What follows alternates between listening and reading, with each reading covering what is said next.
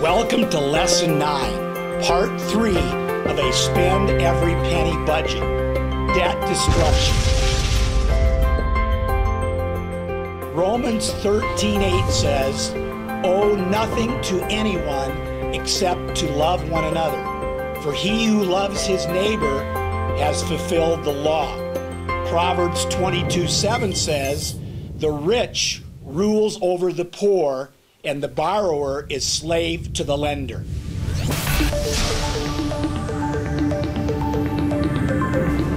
My wife came to me the other day and she said that the last 2 lessons were boring.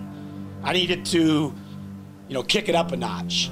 So what I'm going to do is give a little pep talk today. I've coached for 40 years. I've done this a few times, and it's going to give you hope. And I'm going to ask you to fasten that seat belt.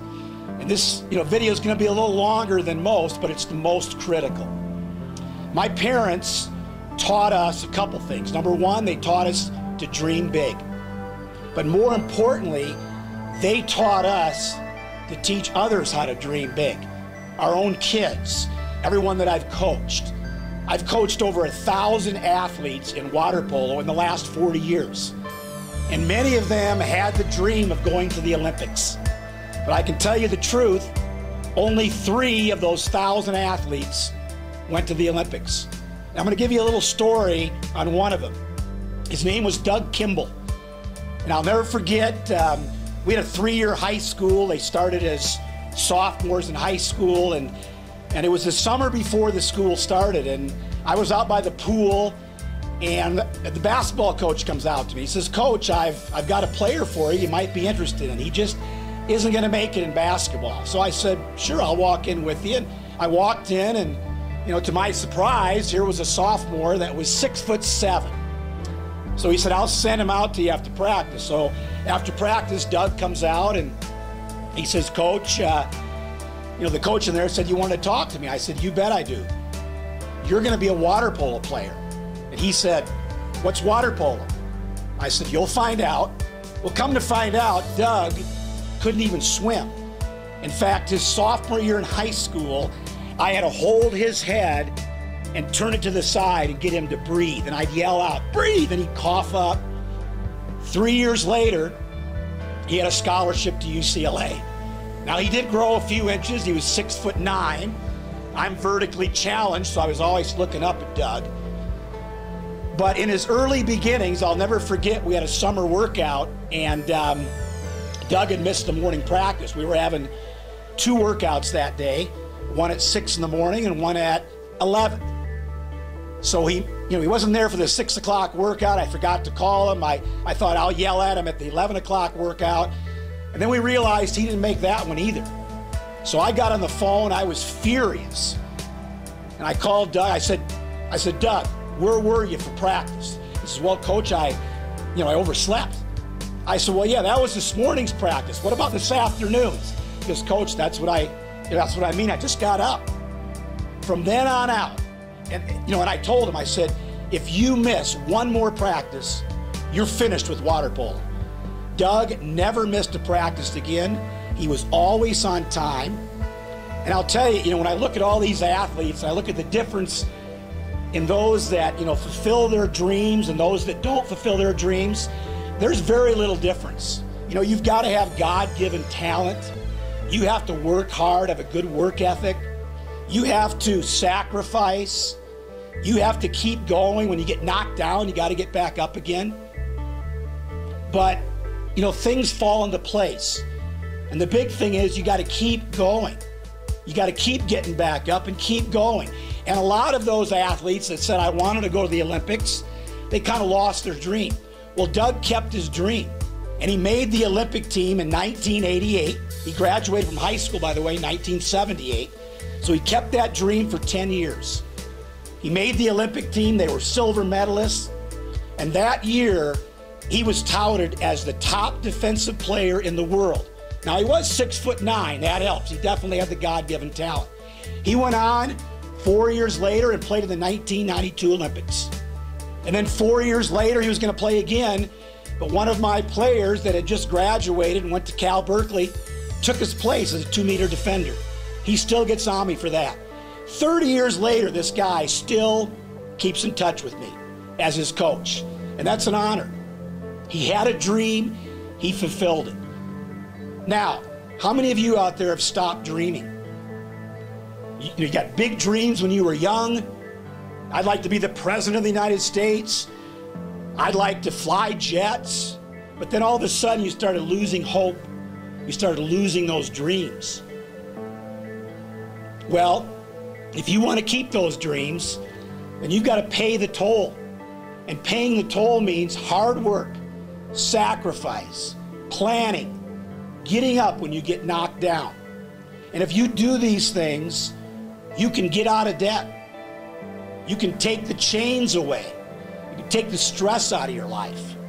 You can do it if you stick with it. And right now, my passion, our passion, is to help you get out of debt. Well, I got a little carried away there, but now let's get back to the lesson on how you destroy debt. You must have an emergency fund of $1,000 before we can attack debt. So if the brakes go out, you can handle that. You must have a spend every penny budget set up. You must be ready to do this. You must pay the toll we talked about, sacrificing and planning. And you must find ways to free up extra money or maybe make some extra money. We're going to put this video on pause in just a little bit, but I want you to go out right now and get a scissors and get all of your credit cards. You can save one for right now until you get a category savings account. And you're going to literally put that one on freeze. This is a jar. We put water in it, we put the credit card in it, and put it in our freezer.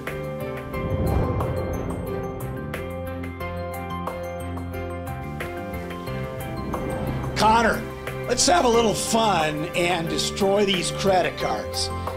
Can you shoot some of these credit cards over to me so we can destroy them? They're like right over here. Well, sure, I could do that. That area over there? Yeah, you got it, boss, but don't mind if I use my mental powers. First of all, let's send that MasterCard. You can relax on your own. How about sending that Visa card over, Connor?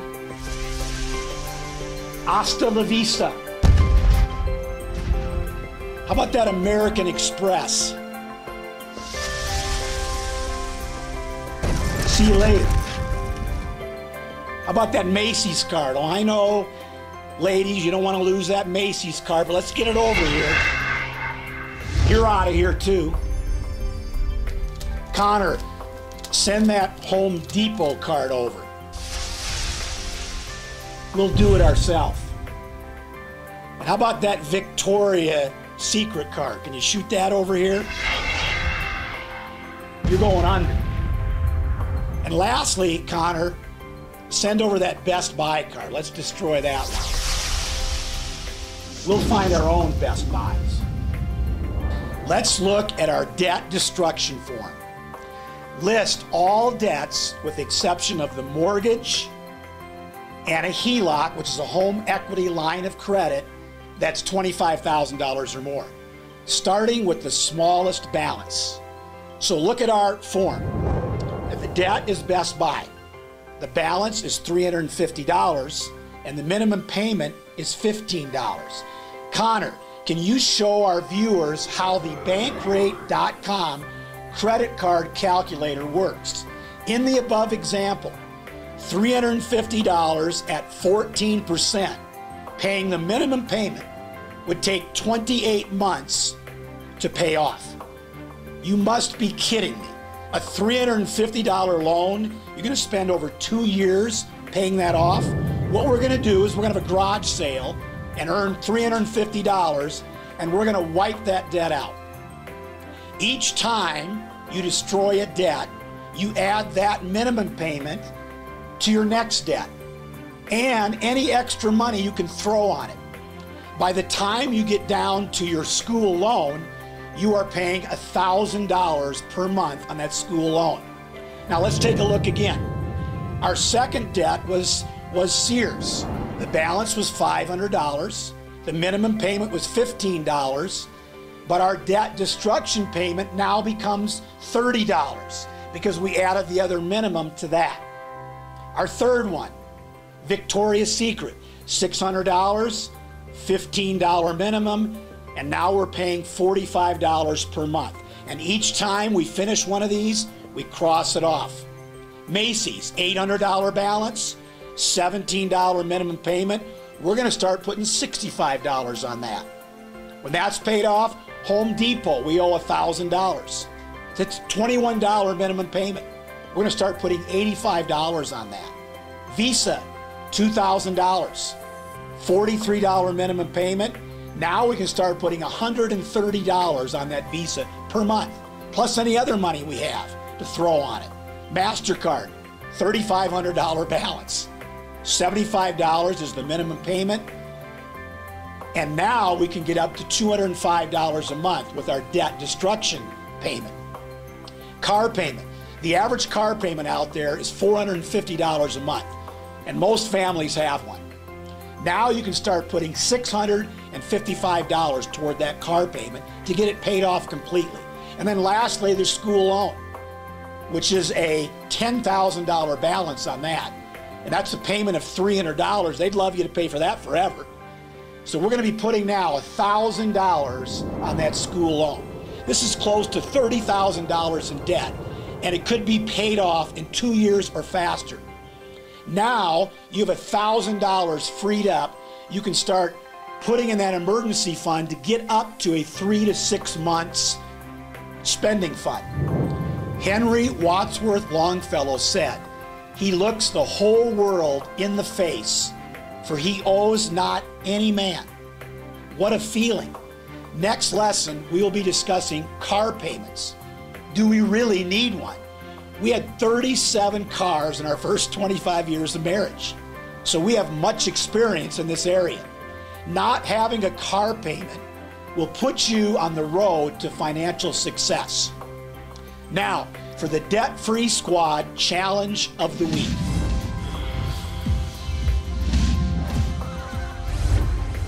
Print out our debt destruction form below and post in a place you will see each day. Follow our plan and take action to destroy your debt forever. See you in a week.